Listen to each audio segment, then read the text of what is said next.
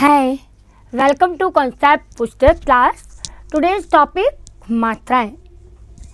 इससे पहले अभी हमने स्वर पढ़े थे, स्वर का उच्चारण सीखा था और अब हम स्वर की मात्राएं देखेंगे कि मात्राएं हम कैसे उच्चारित करते हैं और उनको लिखते किस तरीके से हैं. तो देखते हैं सबसे पहले स्वर. आ, इ, ई, उ, री, ए, आई, ओ, आउ. ये सारे स्वर मिला के 11 होते हैं, लेकिन अभी 2 स्वर मैंने यहाँ छोड़ दिए. कौन कौन से स्वर छोड़े हैं देखते हैं. कौन से स्वर हैं? ये है अंग और दूसरा आह.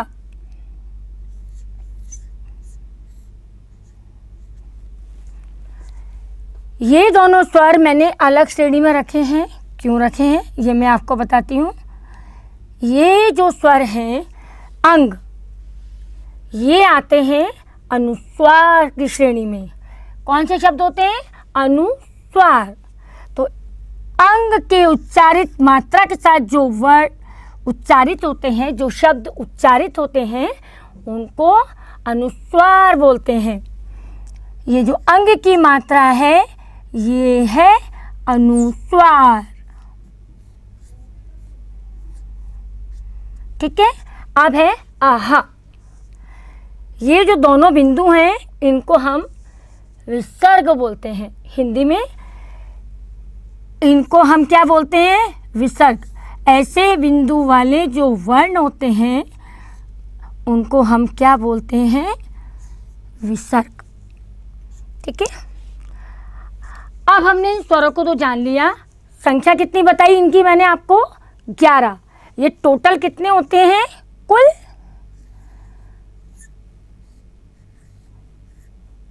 11. इनको एक बार गिनते हैं. 1 2 3 4 5 6 7 8 9 10 11. अंग और आहा इन दोनों को मैंने इस श्रेणी में रखा है. अब हम स्वरों के उच्चारण के साथ इनकी मात्राओं को सीखेंगे और मात्राओं को देखेंगे कि हम इन मात्राओं को अपनी लिखावट के साथ कहाँ, कैसे और किस तरीके से लिखते हैं. तो आइए आज पहले मात्रा देखते हैं अ की. अ, इसकी कोई मात्रा नहीं होती है क्योंकि यह हर व्यंजन के उच्चारण के साथ आ स्वतः ही उसमें मिक्स होता है. जैसे हम बोलेंगे क क क, तो उसमें अ का उच्चारण आ रहा है, इसलिए इसकी कोई मात्रा नहीं होती. अब है आ. आ, आ, इसकी मात्रा एक खड़ी रेखा के साथ प्रदर्शित की जाती है. ये सिरो रेखा और ये खड़ी रेखा, ये जो है ये है आ की मात्रा. ये है ई यानी छोटी ई. इसकी मात्रा हम कैसे लिखते हैं? ये सिरो रेखा के साथ ये मात्रा हमेशा व्यंजन के पहले आती है, यानी व्यंजन से आगे लगती है. कैसे लगती है? देखो, ये हमने खड़ी रेखा बनाई और ये है ई की मात्रा का चिन्ह ई. ई, ये कौन सी ई है?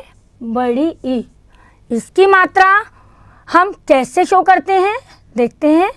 सिरो रेखा और ये खड़ी रेखा के साथ ये मात्रा कहाँ चली गई? पीछे. यानी कि ये मात्रा किसी भी व्यंजन के पीछे की ओर लगती है. उ, ऊ की मात्रा किसी भी व्यंजन के नीचे यानी आगे से खुली लगती है. कैसे होती है? देखो, ये मात्रा नीचे आगे से खुली. ये कौन सा ऊ है? छोटा ऊ. बड़ा ऊ. ऊ। इसको उच्चारण करने में जहाँ जोर से आवाज़ होती है वो बड़ी मात्रा को उच्चारित करती है। ऊ ऊ, बड़ा ऊ। बड़े ऊ की मात्रा पीछे से खुली, किसी भी व्यंजन के नीचे और पीछे से खुली लगती है। अब ये है री। इसकी मात्रा, ये शिरोरेखा, ये किसी भी व्यंजन के नीचे लगती है। और ए, छोटी ए, इसकी मात्रा, ये शिरोरेखा है और ये मात्रा किसी भी व्यंजन के ऊपर ऐसे लगती है। बड़ी ए, बड़ी ए। इसकी मात्रा शिरोरेखा पर 2 लगती हैं। अब हम आगे चलते हैं। ओ, छोटा ओ। इसकी मात्रा इसी खड़ी रेखा के साथ इसी तरह से प्रदर्शित की जाती है किसी भी व्यंजन के साथ। कैसे लगती है? ये शिरोरेखा, ये खड़ी रेखा और ये ओ की मात्रा। बड़ा ओ, ये बड़े ओ की मात्रा, ये बड़े ओ की मात्रा किसी भी व्यंजन के साथ 2 लगती हैं। खड़ी रेखा और ये 2। ओ की मात्रा लगाने के साथ हमें एक चीज़ का ध्यान रखना चाहिए। ये जो पीछे वाली जो खड़ी रेखा है, इसके साथ ही इसके ऊपर, सही तरीका, इसके ऊपर ये दोनों मात्रा एक ही डंडे के ऊपर आते हैं। अंग, अंग की मात्रा हम 2 तरह से देखते हैं। एक तो इस बिंदी के रूप में और एक ये चंद्र बिंदी की तरह। इस बिंदी के रूप में जो भी मात्रा लगती है वो ज़्यादातर संस्कृत के शब्दों में लगती है और ये चंद्र बिंदु का प्रयोग हम हिंदी के शब्दों में करते हैं। आहा, ये दोनों बिंदु क्या हैं? विसर्ग। और ये विसर्ग इसी तरह से प्रदर्शित किया जाता है किसी भी व्यंजन में। अब हम ये देखते हैं कि व्यंजन, व्यंजन के साथ जब हम इन मात्राओं को लगाते हैं तो इसका क्या रूप होता है? हम व्यंजन, कोई भी व्यंजन ले सकते हैं। चलो हम लेते हैं व्यंजन क। का के साथ यदि हम इन सारी मात्राओं को लगाएंगे तो उनका उच्चारण और स्वरूप कैसा होगा? देखते हैं। आ की मात्रा नहीं होती, ये खुद ही व्यंजन में समाहित होता है, क। ठीक है, अब हम लिखेंगे का। ये देखो, ये मैंने क लिखा और ये वाली जो मात्रा है इसको एज इट इज यहाँ लगा दिया, खड़े डंडे को। ये बड़े आ की मात्रा यहाँ लगी, ये क्या बना? का।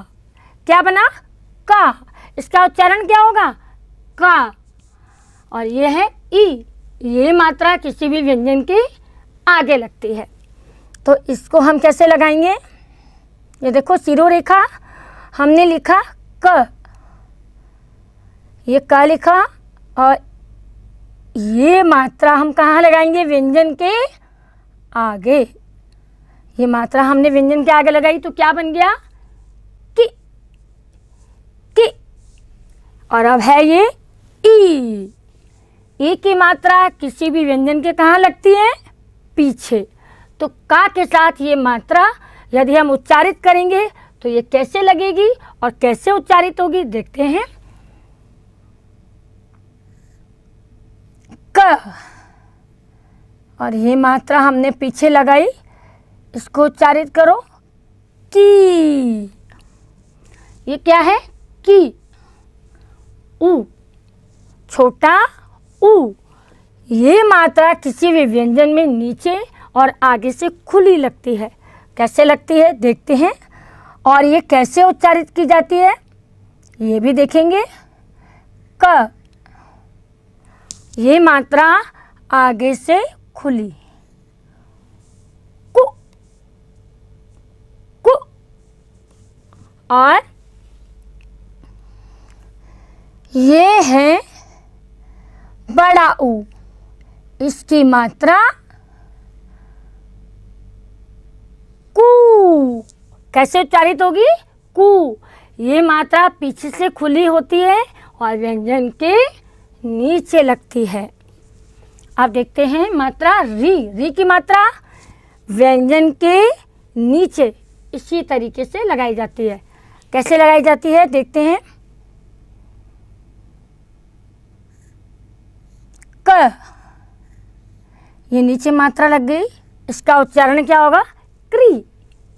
इसका उच्चारण क्या होगा? क्री।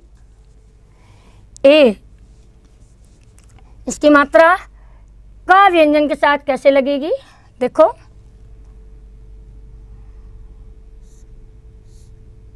क, ए की मात्रा के। ए, बड़ी आय, ये क्या है? आय। ये मात्रा कैसे लगेगी?